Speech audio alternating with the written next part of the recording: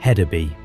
The year is 1049. A Norwegian king named Harald Hardrada stands on the southern shore of the Schlei Fjord and watches the largest Viking trading city in northern Europe burn. The fire has been going for hours.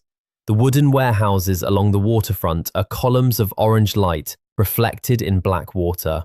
The longships in the harbour, the ones that didn't escape, are burning at their moorings. A single Byzantine coin, minted in Constantinople, lies on the floor of a collapsing merchant's house. Nobody picks it up. By morning, the city that had connected the Arab world to Scandinavia for 300 years is ash and char on a peninsula no one will ever rebuild. Hedeby is gone, and almost no one in the modern world knows it existed. I'm Ethan, and what follows is the story of a city that most history forgot entirely, a Viking metropolis that was, at its height, one of the wealthiest trading hubs in the medieval world. Not a raid camp, not a winter settlement, a city, with streets and sewers and craftsmen and coins and a harbour that never slept. This is Hedeby, the city that connected two worlds and burned in a single night. The year is 770. The Jutland Peninsula, where modern Denmark meets modern Germany, is not yet a border. It is a neck of land connecting the Scandinavian world to the Frankish world to the south, the single overland route between the Baltic Sea and the North Sea that doesn't require sailing around the entire Danish coast. Somebody understands what that means before anyone else does.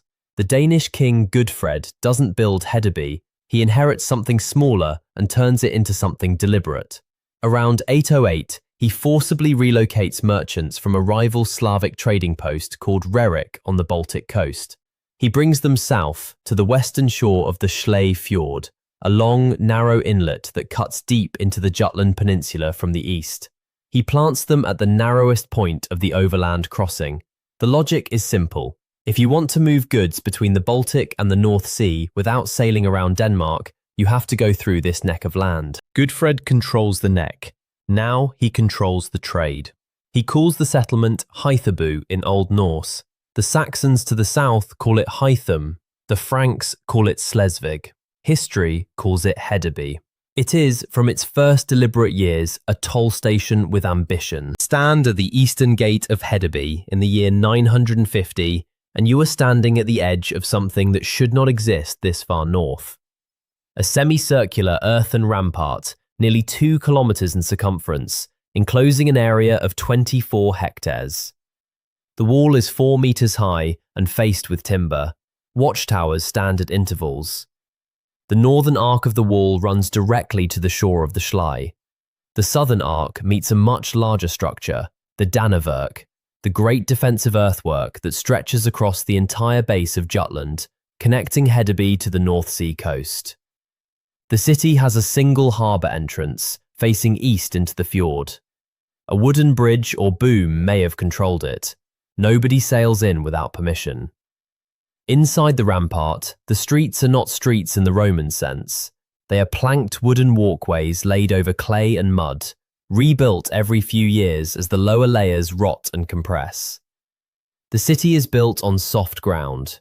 Everything sinks, slowly. Archaeologists excavating in the 20th century find the layers stacked on top of each other, walkway over walkway, house floor over house floor, each generation slightly higher than the last, the whole city slowly rising above its own past. The houses are rectangular, built in the Scandinavian post and wattle tradition. Timber frames packed with woven branches and clay. Thatched roofs, no stone. The largest structures are the longhouses near the harbour, warehouses really, belonging to the wealthiest merchants. They run parallel to the waterfront, wide enough for a ship's cargo, with sliding doors that open directly onto the dock. Behind the commercial waterfront, the city arranges itself by trade.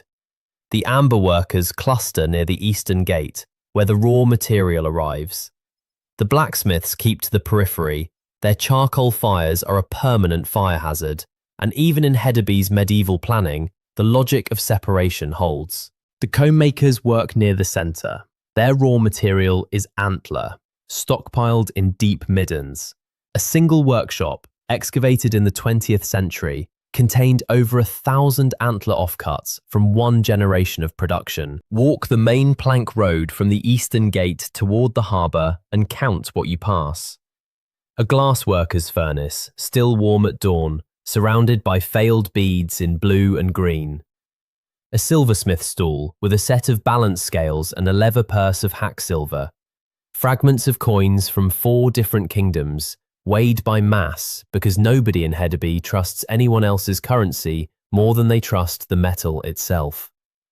A textile workshop where the loom weights are carved from local stone and the finished wool is already dyed red and blue with plants brought up from the Frankish south. A potter's yard where the wheel-thrown ceramics look nothing like Scandinavian hand-built tradition.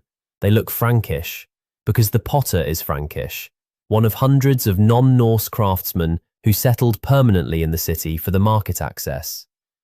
A barrel maker, a rope maker, a leather worker with a stack of finished shoes that could fit anyone from Dublin to Baghdad. Hedeby does not specialise, it aggregates. Whatever the Baltic world produces, the North Sea world wants. Whatever the Frankish world makes, the Norse world buys. Hedeby is the room where the transaction happens. The harbour is the engine. In peak season, spring through early autumn, the Schlei Fjord is dense with traffic. Knurs, the wide-bellied Norse cargo ships, sit low in the water with holds full of Scandinavian furs and walrus ivory from the far north. Frankish wine ships from the Rhine. Slavic traders from the east carrying amber and wax. Arab silver, arriving in the form of dirhams minted in Samarkand and Baghdad, passed hand to hand across half the known world before landing in a Hedeby merchant's purse. The Arab geographer Ibrahim ibn Yaqub visited Hedeby around 965 and left the most detailed outside description of the city that exists. He noted that the city was large, with poor soil and little farming around it,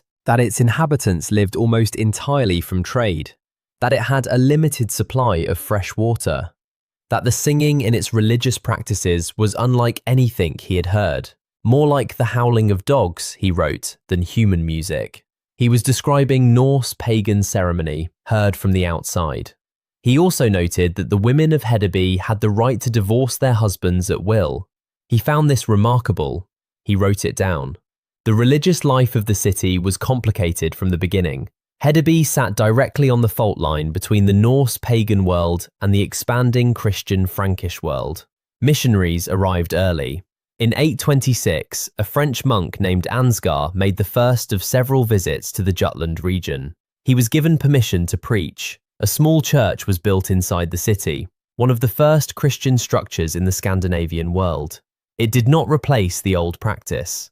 For at least a century, both existed side by side. Burial excavations from the Hedeby cemetery tell the story better than any chronicle. Some graves are oriented east-west in the Christian tradition, the body laid flat with no grave goods. Others are ship burials, the dead placed in a boat with weapons, tools, jewellery and food for the journey. One grave contains a man buried with a Thor's hammer amulet around his neck and a small cross tucked into his belt purse. He kept both. He was not unusual. The city that Ibrahim ibn Yaqub heard howling its prayers to old gods at night was the same city that rang a church bell in the morning. The wealth that flowed through Hedeby was not abstract, it was specific. A merchant in 930 could acquire within the city walls the following: a Frankish sword with a pattern-welded blade, silk from Byzantium arrived via the Volga trade route through Novgorod, a bronze weight set calibrated to the Islamic dirham standard, a glass bead necklace in the Venetian tradition, walrus ivory from Greenland, traded south by Norse settlers who had pushed further into the Atlantic than any European before them. Slaves.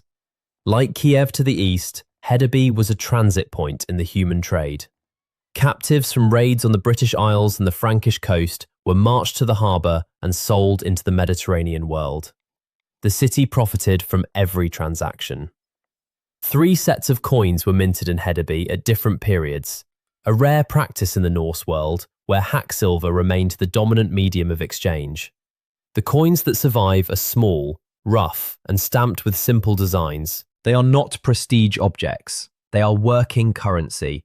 Their existence alone tells you the volume of transactions was high enough that weighing metal at every exchange became inefficient.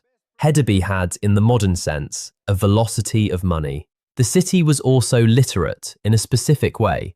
Runic inscriptions are found on combs, on spindle whorls, on the handles of tools. They are not poetry or proclamation. They are ownership marks, merchant tallies, a name scratched into the grip of a knife. The literacy of Hedeby is the literacy of commerce, right enough to know what is yours, right enough to settle a dispute without a blade. The danger of Hedeby was the same as its advantage. Control the crossing and you control the trade. Every king in Northern Europe understood this. The Danes held it first, then the Swedes, for a period in the 9th century when a Swedish king named Olof seized the city and held it for a generation. Then the Danes again. In 934, the German king Henry the Fowler attacked and made Hedeby a tributary. His son Otto I tightened German control in 948, installing a bishop. The city changed hands through politics, tribute, and occasional violence without ever stopping its commerce. It was too valuable to destroy. That calculus held for most of the 10th century. Then, in 983, the Danish king Harald Bluetooth, the same Harald who had just been driven from his throne by his own son, died in obscurity. His son Sweyn Forkbeard consolidated Denmark, reclaimed Hedeby, and for a brief generation, the city reached its maximum extent. The population at this period is estimated between 1,000 and 2,000 permanent residents, a small city by Mediterranean standards, enormous by Scandinavian ones. 40 or 50 ships might sit in the harbour simultaneously during the trading season. The Danevirke, the Great Southern Wall, was reinforced with a new section connecting directly to the city rampart. Hedeby, for a moment, was as protected as it had ever been. But Sweyn Forkbeard had enemies, and so did his city. The end came in stages, each one worse than the last. In 1049, the Norwegian king Harald Hardrada, the same man who would die 17 years later at the Battle of Stamford Bridge, 3 weeks before Hastings, sailed his fleet into the Schlei. The political details are disputed. What is not disputed is the result. Harald burned Hedeby. The fire, described in a Norse skaldic poem written shortly after, consumed the waterfront. The poet recorded the glow of the burning city reflected in the water of the fjord. Archaeologists confirm it. The excavation layer from this period contains a dense band of ash, charcoal, and melted metal across the entire harbour area. The bronze and silver objects in the destruction layer are deformed by heat. The timbers of the warehouse district are burned to their foundations. The city did not die in a single night, but the harbour district, the commercial heart, the reason the city existed, was destroyed in one burning. Survivors remained, some rebuilding occurred, but Hedeby never recovered its function. The trade routes were already shifting. The Danevirke was less relevant in a world where Norse kingdoms were consolidating and the Great Raiding era was ending. The merchants who had anchored the city's wealth were mobile by nature. They moved. The final blow came in 1050, when a Slavic raid struck the already weakened settlement. What Harold's fire had not taken, the Slavic attack removed. By 1066, the year Hardrada died at Stamford Bridge, the year the Norman world began, Hedeby was functionally abandoned. The population relocated a few kilometres north to a new settlement on the other side of the fjord called Schleswig. They carried what they could. They left everything else in the ash. The city that had handled Arab silver and Greenlandic ivory, that had buried its dead with both Thor's hammer and the Christian cross, that had given an Arab geographer reason to write down that its women could dissolve a marriage at will. That city became a field.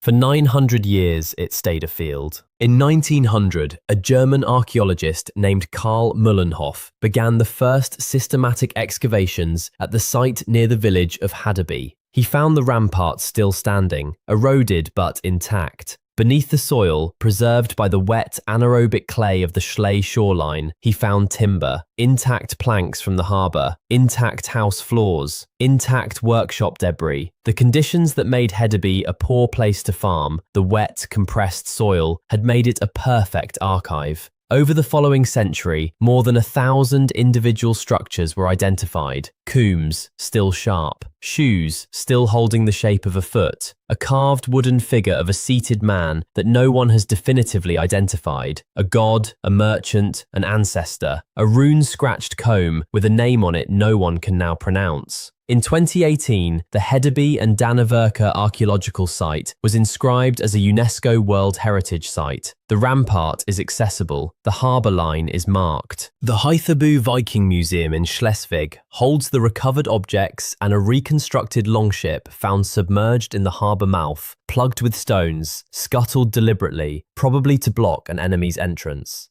Someone sank their own ship to protect the city. It did not save it.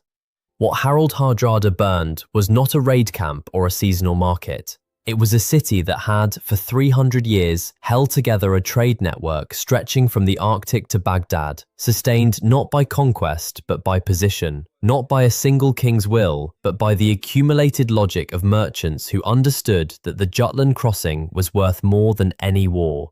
One Norwegian king with torches disagreed.